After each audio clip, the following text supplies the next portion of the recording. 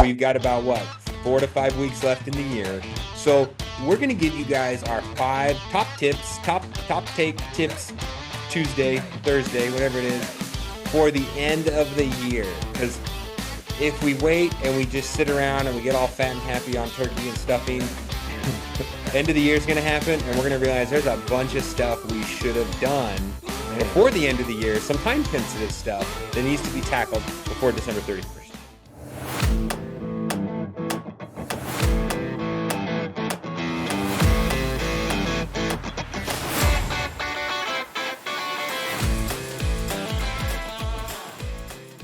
Hello and welcome to the Independent Dealer Podcast. Luke, we are coming up on the end of the year. Man, it is crazy. 2025 is blown by. I can't even believe it. Can't believe it. Yeah, it's nuts. And Jeff, I'm actually out there with you this week. Oh, wow, that's weird. We should have just recorded this together then. I know. It'd been nice. Nice to be together.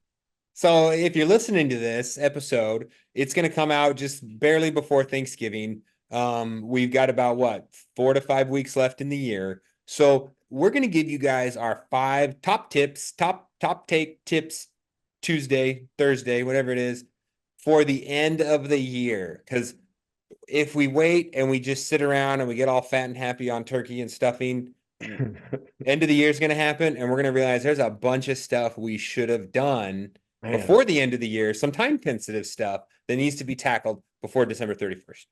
Yeah. And, it seems like as business owners, I talk to, especially in the car business, I talk to other business owners. They'll take the last week or two of the year off. And I'm like, man, how can you do that? Like, I've got so many things I got to get accomplished. Well, hopefully by listening to this episode, Jeff, people will be better than I have been for the last 10 years and waiting to December 30th and 31st to make it happen. Yeah. Your accountant's not going to love you when you're talking to him in January, trying to retro a bunch of charge-offs and write-downs and things like that. So that is our number one tip. First and foremost, this overarches everything. Number one is meet with your accountant. I already have it on the books. Actually, by the time this episode comes out, I will have already done that. Good. So hopefully you have your third quarters wrapped up. You've got a pretty good idea of where the year's going to end. And you can sit down with your accountant and say, hey, did I make any money? Did I lose money? What do I need to do here before the year ends to put me in the best financial position? Sometimes that can be selling more cars. Well, I think the answer is always to sell more cars. Sell. Sell more cars. Or, for me, I don't think I'm going to have much of a tax burden. I'm not sure I made a lot of money this year. Thanks to my reinsurance company, I put aside a good handful. Thanks to my charge-offs, I had a lot of charge-off money to take against my income. But there are some things that still need to be done. Yeah, there's so many people just take and look at their P&L and they go, oh, well, I made a lot of money. Or look at them and say, oh, I lost a lot of money. But you know what they forgot to do, Jeff? They forgot to reconcile their balance sheet. Because what can happen is, for some reason, you get your mapping's not right from your DMS, or somebody entered something wrong at some point. Next thing you know, a lot of your profit or a lot of your loss can be sitting on that balance sheet. And you really need somebody that's a tax professional and a CPA professional to make sure that you're doing things the right way. And those of us, I've come to the end of the year several times and made way more money than I thought I made. And we had to start backpedaling and figuring out ways to fix that. And without a good strategy and without the month of December to figure that out, sometimes it's impossible to get it done. So let's talk about some of those specific things you're going to do. First off, I would say, if you're a buy here, pay here dealer, you're going to want to clean up the portfolio. Unfortunately, it's a sad thing to do. It's bittersweet for me. I hate charging off accounts. I hate writing off skips. I hate looking at, insurance checks I'm never going to get. I hate looking at side notes that are never going to be paid out. People that have $10 balances that just won't pay their car off. And I'm sitting on a title. So there's all these little things in your portfolio that you can just bite the bullet, man. And it feels good.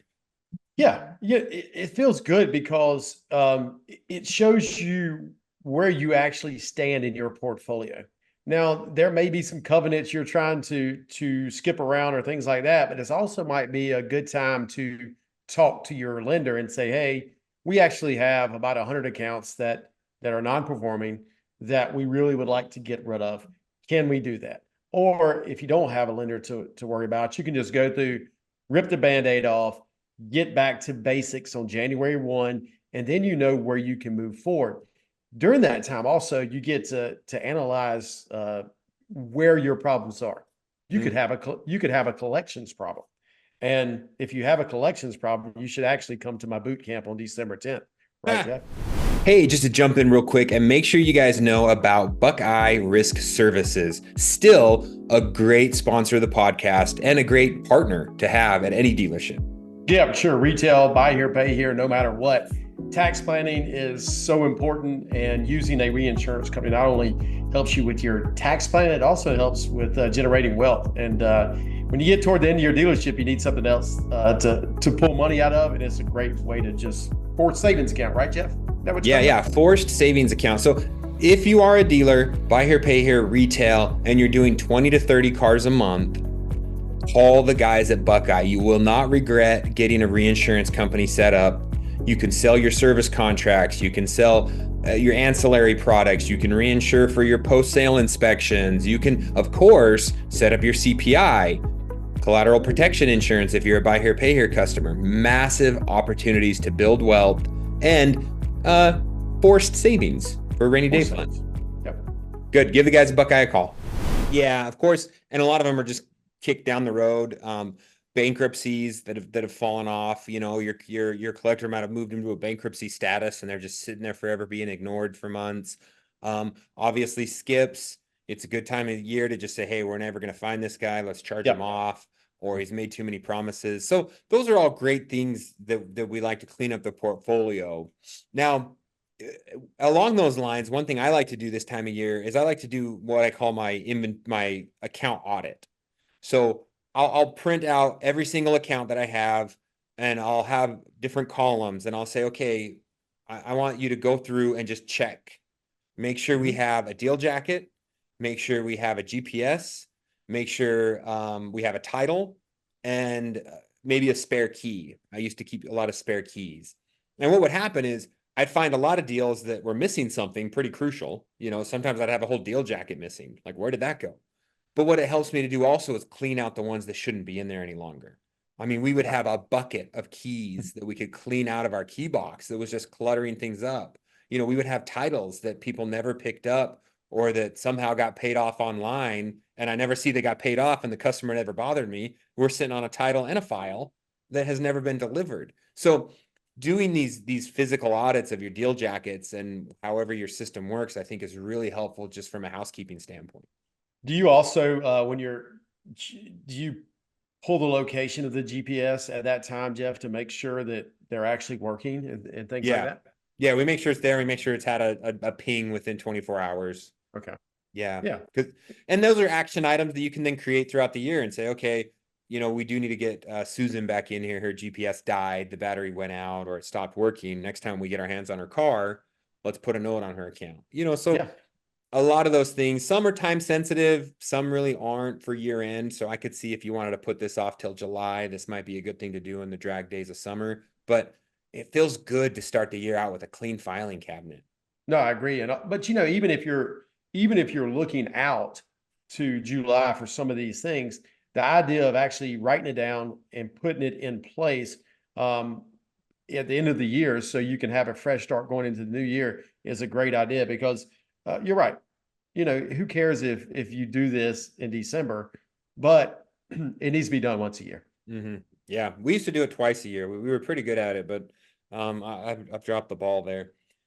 Luke, one other thing you do, as in addition to cleaning out the accounts, this is a good time to clean out your inventory. Yeah, I mean, Jeff, when was the last time you did a physical inventory audit? The last time I walked the lot and did an inventory audit, it has been years. The last time my people have done it, hopefully not that long. This is a regular thing that I encourage, but I do understand that I've got a lot of cars that are sitting in what I call the scrap bucket, like my Yeah. pool of scrap cars that are bones and they're back there in the back lot, that they probably don't need to be here anymore. They probably Yeah. just need to be sent to the scrap yard. I'd be willing to bet you retail dealers and buy here, pay here dealers have this problem where you have just cars. You traded them in and they were crap. That guess what? Sometimes you never even go pick them up. It's a sight unseen, and you go, I'm not worried about that car. But it's on your balance sheet, and so why carry an extra $300 and pay taxes on it when you could, or $500 when you could just write it off, right? And so going out there and doing a physical audit of your inventory is a great idea. Print the inventory list out, walk out there, check them off one by one. You'll find maybe a car missing, which can happen. They can be left at auctions. They can be left at shops. You could run out of gas and leave them somewhere. I did that one time and didn't realize for like 2 months that I left it somewhere. But there's all kind of different things that happen. And I mean, honestly, you could find a $3,000 or $4,000 car somewhere. You might even find a $20,000 car sitting somewhere. Now, don't get me wrong, it happens, but you don't want to have 20 of those sitting somewhere. So make sure that you are putting your hands on every single one of them. Maybe if it's not you, you assign somebody to do it, but make 2 buckets, right? Or 3 buckets. Retail ready already, getting ready for repo, and then we need to do something with it. We need to do something with it. We need to do something with it. And then let me just put a pin in that, because that's the key. Do something with it. We all have the cars that no one will make the hard decision on. It's a builder. It needs an engine. The engine's too expensive. Just make the decision. Either go get the engine and spend the money at this time of year, or send the car out to scrap or wholesaler and let someone else deal with it. But just stepping around it for another 365 days is going to do you no good. It hurts the morale. It makes your place look ugly. We had one, this was a different story, but I had a buddy that had a repo in the area, and he had the repo brought here to my car lot, and it had an engine issue, and it sat in the back of my lot for almost 2 years. You're a good because buddy. I'd forgotten it was here. My dealer buddy forgot it was here, and the shop just stepped around it for 2 years because they didn't, it wasn't in their inventory list. They didn't even, they just ignored it for 2 years. So there are cars back there. You might not know are back there. Yeah, and it's like you said, it makes your lot look ugly. I hate cars out of place. It drives me insane. One of the first things I do when I go out to a consulting gig is like, okay, what is your lot map? And they'll be like, what are you talking about, lot map? And then you go, well, where does everything supposed to be parked? Well, Dave parks them over here sometimes, and Jim parks them over here sometimes, and I don't know who parks them over there. And you're like, no. This organization is key. And you want to declutter, start the new year with no clutter. And you want to make sure they're all there, because if they're not all there, you need to find them or charge them off or get rid of them. And then you want to be spick and span on day one, so you can focus on selling and making money in 2026. Hey everyone, just a moment here to talk about BlitzPay. BlitzPay is my payment process provider, PPP, whatever it is. But they're wonderful. They get the money in the bank, and that's really what matters. And it's simple to use, Jeff. It's so simple, and it helps us with our collection process. Yeah, you know what I've really liked, and I'm going to fine tune this even more, is their cash pay network, which is a crucial component, because we do have a lot of customers that want to pay cash. But I don't want to take cash in the office. It's dangerous. It's scary. I got to make deposits. So we're pushing it more and more and more. And there's always the few customers that don't quite understand technology and push back, but we're educating them more frequently. And it's really making my anxiety go down, because I don't have large cash deposits at the end of a Friday. Yeah, I'd hate for you to lose any more hair. Yeah, it's stressful. But the self-help options are really what makes the difference. You don't have to have customers calling you, hey, run this card. No, they can help themselves, because the portal is so easy. It's mobile friendly. It's all right there on their little phone, which everyone has, and they can take care of their payments themselves. That's the most important part. Yeah, everybody needs to call BlitzPay, get them to hook you up. So Luke, let's talk about this situation I have. What about my aged inventory and the stuff that's just out of book right now? I know an inventory write down is pretty common, and I will do that on a handful of VINs. I don't do it on every car. I don't run every car through, rebook everything, and write everything down at year end. which strategy is it a all or nothing? Is it a pick your worst offenders and just try to rebook them so that they become attractive from a retail standpoint again? Like, It's what's the all. best strategy? Do it all, especially if you need to find some tax advantages. Um, we would typically, when we would carry into the new year $1.45 million in inventory, and we would typically find $200,000 worth of write-downs. Now you'll take it back a lot of times at the beginning of the year because some of them, you know, especially in buy here, pay here, you don't really need to adjust the price.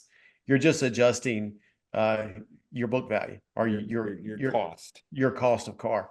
And so it's a good tax advantage way to save some money, to save cash flow this year. And a lot of buy here, pay here stores need to do that.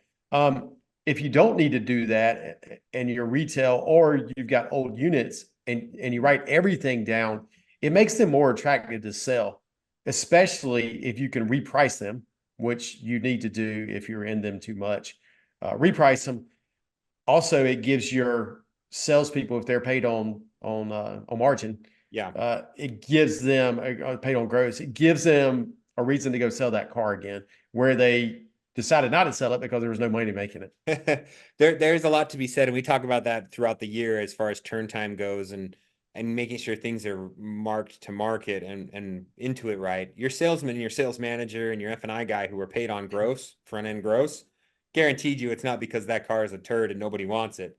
It's not being sold because there ain't no money in it for them. And so when you 100%. flip those metrics and say, okay, you know, well, let me think. I've got this Dodge Ram sitting out here forever. This 2024. Thought it would go in a, dude, I feel like I have it priced great. It's not. It's been stepped around for the last 6 months because I'm in it what it's worth.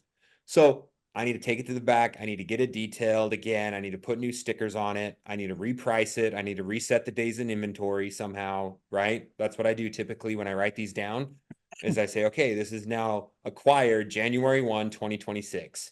So that the days in inventory start over, I reprice it from a cost standpoint and a retail standpoint. And now, voila, it's a new piece of inventory. And it sells immediately. It's amazing. It's amazing how that works, right? So do it. Look at every single one of them. And that's what a lot of things I used to do on December 29th, 30th, 31st, is I'd spend a lot of time writing down my inventory and really getting real on what the car was worth. Because cars move a lot, especially at the end of the year. They go down a lot in value. Not to say they won't come back. And you may not lose a dime, but just to reset the mind of everybody in the dealership, it goes a long way. Yeah. Just don't write them all off on December 31st and then bring them all back on January 1st. I think that's You can't do that. You can't do that. yeah, You could it's take, not. you know, I think is, and this is definitely something you should ask your CPA about, that we talked about to start with, but you have to use the same exact book for everything. And you know, that could be JD Power clean trade or rough trade or whatever you want it to be, but you have to use the same exact one to make sure, and you got to write them all down to make it fair. This makes me think we should have added one of those legal disclosures at the beginning of the episode. Well, we can put it at the end. Just We listen are to us not right now. We are not CPAs. not tax professionals. This is opinion, not advice. Please consult with your professional. Yeah. Blah blah blah. Do not sue Luke or I. Speaking of not getting sued, reinsurance. This is the Yeah. time of year to have a chat with your rep and make sure your reinsurance company is buttoned up correctly. You are funding it the proportionate and the correct amount. You have the correct amount of claims so that it is a legitimate standalone reinsurance company. Sometimes I have an issue for myself, I'll admit, you know, on my CPI claims, it's hard. You know, it's sometimes hard to just remember to document it all and take it in. And sometimes it's like, okay, well, maybe it's my VSI contracts. Was this a repo? Yes. Okay. Do I need to claim it against my vehicle because, or was it a CPI claim and are my ratios right? So really, really good time to talk to your reinsurance rep and make sure that your ratios are accurate. Is that the great way to put it? Yeah, I think so. And definitely talk to Buckeye Dealer Risk because they're a great sponsor of the podcast and we're glad to have them. But this is definitely something when you're talking about tax planning that you need to do and also compliance. If you have CPI and you're using CPI, and a customer wrecks their car, you need to make a claim. That simple. If you have vehicle service contracts and warranty and the customer's car breaks down and you fix the car in-house, don't pay for it in-house. Use your warranty money. Because if you don't and you get audited by the IRS, you're going to be in trouble. And so make sure you're doing it the right way. Super important. Same with VSI and all these things. It's just such a key process to have installed in your dealership, reinsurance in general, but to make sure you're using the reinsurance the right way. Yeah. It is super important. And that's one thing a couple of years ago when I was up against a large tax burden is we said, hey, I didn't have a VSI product, a vehicle vendor single interest insurance product on my portfolio. So I was able to go back in and retroactively put an insurance product on my entire portfolio for the year. And it was a big dollar amount, right? And a big check that I had to cut over to my reinsurance company to pay for that. Luckily, once it sat in there, I could borrow it right back out. So, we had that set up to legally move the money in, move it back out, so that I could have this insurance policy set up on my portfolio. But it was great. I mean, we did it in 2020. Yeah, we did it in 2020. I think it's kind of the same time it kind of got it going, VSI. But it saved us hundreds of thousands of dollars of insurance taxes. So it's great. That's a great product. But if you're not using all the products you can, and you need tax deductions, you need to use it. Yeah. So before we get into our final one, again, on the deduction standpoint, you have a rollback. Does your dealership own the rollback? Did you buy that and then depreciated it, or does it sit in your inventory as an asset? No. The answer to that is I have a rollback and a snatch truck, repossession snatch truck. Both of those are owned by another entity. And yes, you can fully depreciate those. Well, I'm not a tax professional, but according to everything that I know, they weigh over the right amount. Yeah. And the section 179, I think it is, allows you to fully depreciate that asset. And rollbacks are not cheap, Jeff. And repo trucks are not cheap. So let's just say you spend $100,000 on a new rollback, or $200,000 on a new rollback, or $100,000 or $50,000 on a used rollback. Either way, you should be able to depreciate that entirely. And that, it's a great tax advantage way to have something you already need. And so, we talked about those assets. So obviously, if you have something over 6,000, 6,500 pounds, you have the full depreciation in the year you bought it. From what I understand, you can actually go out and finance it. So you don't necessarily have to cough up the 100 grand or whatever it is. That's the beauty. Finance that with your bank. That's the beauty of it, Jeff. And still write off the full amount. You know how much money I paid out of pocket for the rollback when we bought it? How much? 0. So you went and got it financed, bought it brand new or bought it near new somewhere, financed it, took the depreciation. Now, when you sell it, you'll recapture some, right? I mean, that's what you guys got to understand. This isn't just like it's gone forever. But if you do it right, use it forever. Yeah. I mean, there's a reason there's not a lot of used rollbacks for sale. At times, it's because you use them till the tires fall off, and then they're worth $10,000 to $12,000, right? But you fully depreciate them. All you have to recapture is that $10,000, and then if you buy a new one that year, it's right out the door. So the idea is on that type of equipment is to buy it and use it till it dies, and then you don't worry about it. And there are smaller things, certain shop equipment. Yeah, that'll have a depreciation life. Jeff, we are we're right around Black Friday. Yeah, man, pretty exciting. What's going on with TaxMax? Yeah, TaxFax. Yeah, I'm shopping for all the deals. Obviously, tax returns are a huge one. People have got some money, they're out buying, and we're saying, hey, we've got our fourth quarter program going on for all of our current customers, folks that want to upgrade their car, folks that want to get into a second vehicle that have been great with us. This is the time when we can estimate their taxes and do a deferred down. I mean, I know it's 60, 90 days out till they're going to have their money, But when it's a good customer and it's a deal that works anyways, I'm going to get some of that money in the future as well. Yeah, it just brings it forward and it takes some of that pressure off of tax season. And some of your great customers can get some really good cars for a little better price this time of the year. So make sure you're pushing that fourth quarter deal. And also the consulting groups for the retail side start next week. And so I know the ones for the buy here, pay here groups have been going, but this isn't just for buy here, pay here, Jeff. This is for retail as well.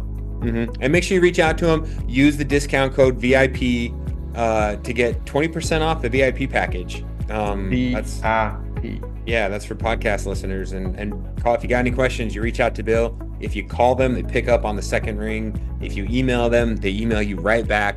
They are crazy attentive. So give the guys a TaxMax call. I don't know which ones specifically have you can depreciate the 100% in a year. Sure on that. Probably depending on the usage, but other things, I always like to in December, I go out and I stock up on things. I'll stock up on GPSs. I'll stock up on office supplies. I'll stock up on marketing materials and prepay any kind of marketing bills I need to try to pull those forward, because who knows, next year's I might not make any money and I might not need any write-offs, right? And always save a few checks. You can pay for it in the first of the year. Post-dated checks, that you're trying to say? Post-dated checks. Or no, not post-dated, predated checks. Predated checks. Yeah. That's another trick. Yeah, I don't know. Okay, that sounds great. And also, Jeff, the one thing we didn't talk about, especially with tax planning, is there are so many. If your company is big enough, or you have set up IRAs, or 401ks, you can super fund those things, and really not, if you have the cash available, you can super fund those things and really lessen your tax burden. Yeah, I hope you fully funded your IRA by now. That should be a January 1 thing. Get that money in that account, earn an interest as soon as you can. To close out, Luke. There's one last thing. Yeah. There's one last thing. Strategic planning for the new year. Okay. Roadmap. It's so road mapping. It's so important. Forecasting, whatever you want to call it. It's so important. This is the end of November, and I would like to already have it done by now, but that's okay. If you don't have it done, you got all of December, and you really want to forecast what you plan to do next year. If you don't have a plan, you will not succeed. It's that simple. If you have a plan, I'm not saying you will succeed, but you're much likelier to succeed if you have a roadmap to follow. Yeah. And let's talk about that from a logistics standpoint. When we say strategic planning, it can be as simple as you sitting down with a spreadsheet and modeling this out, or getting on the phone with Luke and having him help you. Or it can be as big as a lot of the dealers we know that are larger operations and even some smaller operations, a physical offsite. And they'll take themselves and their number one, or them and their management team, and they will go offsite for a day, 2 days, whatever it is. And they'll sit down and say, hey, here's how we did, here's our goals, and let's really map out what we want to do month by month next year. How's our cash flow going to handle it? How's our collections going to handle it? Where are we getting the new inventory? Where are we getting the mechanics from? What kind of production do we expect? Like really laying all that out so you have a very detailed roadmap going forward. Yeah, I'm actually facilitating one of these meetings in January, and we're going to go offsite and we're going to sit there and we're going to hammer it all out. And this is something we may do every quarter with this dealer, but it's something that everybody needs to do. Even if it's just you and your wife, or you and your number one, if you're a very small organization, go somewhere for a day. Don't stay at the office. It's not going to work. Whiteboard it, write it down, take pictures of the whiteboard, whatever you need to do. But man, hitting those KPIs make you feel so good, and setting those goals and hitting them makes you feel so good. Yeah, it's really as simple as like go to a buddy's co-working space, go to their meeting room, see if you can borrow their conference room, anywhere. Turn your phone off, put it on do not disturb, let everyone in the office know you're on vacation, go fly to Vegas for the weekend, rent a local meeting space in a hotel. You really do have to disconnect. And you need to lay out, okay, these are the things we did good this year. These are the things we did poorly this year. These are the things we did average this year. and let's look at all these and see how we can do each one of them better. Mhm. Yeah. Define processes where you don't have them. All these things can be done to really lay a roadmap for a very successful 2026. Yeah, and a lot of this comes, well, the little pieces I've taken and tried to implement come from the EOS system, Yes. the traction book. So we've recommended it multiple times before. If you haven't read it, get it, read it, listen to it today, tomorrow. It'll have you fired up, ready to go. But that is a great set of rules and systems to put in place for January 1. If you can start running that EOS system in your dealership, again, even if you're a small operation, there's still a lot of value in those pieces, and all the different, stuff that happens at those strategic planning meetings to get the people in the right seat on the bus, to look at your scoreboards and see what you're going to be doing in the future. Even just getting your vision down and making sure you have the right vision for your dealership coming up over the next year. Yeah, it'll help lay the foundation for the culture you want, not the culture you have. And that's that's where we're going with this. Excellent. Luke, excited, man. Stoked for the end of the year. Stoked for Christmas come around. Stoked for you to come into town next weekend and do some hiking. So yeah. Last thing is come to our my collection boot camp, December 10th, Dallas Love Field. Contact me if you want to register. Hopefully they can slide it in here somewhere so you can just click the button and register. It is filling up, Jeff. Good. We don't have many seats available. Hopefully they'll still be available by the time you hear this, and get signed up. Yeah, and let me put in my own 2 cents here. I know Luke's head's already big. I don't mean to make it bigger. We just came back from Buy Here, Pay Here dealer forum in Nashville, and I got into Luke's session and I sat there, just with my arms folded like a grumpy old man in the back, thinking, I've already heard everything Luke has to say. He's not going to tell me anything new or exciting. Or I've talked to this guy multiple times a week for the last 7 years. And actually, I got notes from the session you did. So, and honestly, the feedback through the week was it was the most valuable session that anyone had.